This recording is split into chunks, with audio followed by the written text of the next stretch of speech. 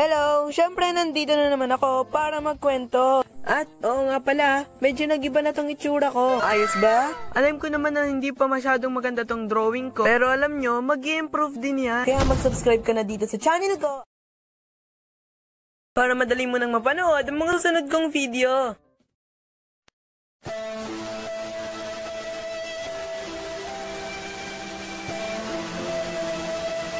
Sigurado ang ilan sa inyo ay nagkaroon na ng jowa, shota, girlfriend, mahal ko 24, CO2 1946, ebe ko 47, o anumang tawag nyo doon. Dam ko na ang ilan sa inyo ay nagkaroon na ng isa, dalawa, tatlo, apat, o limang mga ex na. Hindi man sa pagmamayabang, pamamahiya sa sarili ko, hindi pa ako nagkakaroon ng girlfriend.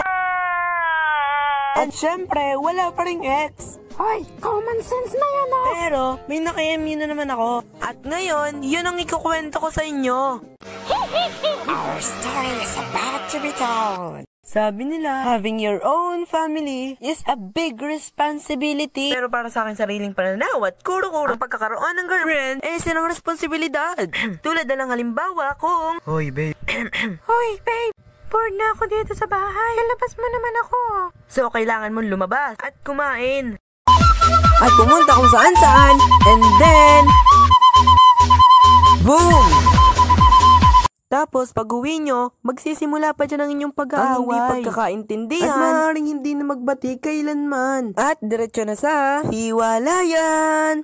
Diba? Sayang pera, effort, o kaya naman ay iimbitahan ka niya na pumunta sa bahay nila kasi nga birthday ng kuya niya. Tapos syempre may nagiinuman doon. Pagkatapos ay sasabihin sa'yo na, Utoy, wag ka lang tumingin dyan. Uminom ka rin dito ah. At kapag nakipag-inuman ka sa kanila, sasabihin nila na, Nakoy Neng, wala kang mahihita sa lalaking yan. Sigurado ako na kapag lumaki yan, lasinggero din yan. Tapos, ganito yung mangyayari.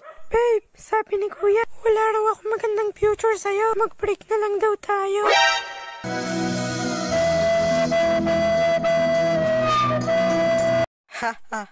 Tapos, ibabalik mo naman yung pangyayari at sinabi mo na, hindi po ako umiinom. Certified good boy po ako. Tinatanggihan mo na yung my birthday ha? Kung ayaw mo sa loko, di umalis ka na dito. At kinabukasan, Babe, ginalit mo si kuya ng todo kagabi. Mag-break na lang daw tayo.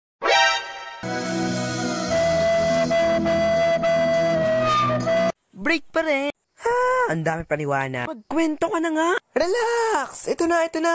Teka, bakit ako nandito? Tsaka, bakit ang puti ng paligid? Nasa langit na ba ako? Yes, nasa langit ka na nga. At ngayon, makakasama mo ako. Ibig kong sabihin, kaya ka nandito, kasi kailangan ka sa kwento. Langit-langit ka dyan. Okay, back to channel 2. At kwento ko na sa inyo kung paano ako nagkaroon ng MU in an instant. Kwento mo yung hindi instant. Daming pasikot-sikot. May crush kasi ako nung grade 7. Cute naman siya at mabait. Pero bigla ako nawala ng pake sa kanya nung nag-grade 8 kami. Pero magkaklase pa rin naman kami noon. Pero kasi may ibang babae nagkakrush sa akin noon. Ang pogi mo naman noon. And I can't handle na merong nagkakrush sa akin. Tapos ay meron pa akong crush na kailangan titigan at bandayan para lang mabuo yung araw ko. And guess what? Kung anong ginawa ko, isinantabi ko lang naman silang dalawa. We're playing games with my heart. Then nung nag-grade 9 kami, hindi ko na siya kaklase. At nalimutan ko na siya. Pero nung nag-grade 10 ako, sa hindi inaasang oras, panahon at pagkakataon, Naging magkaklase kami.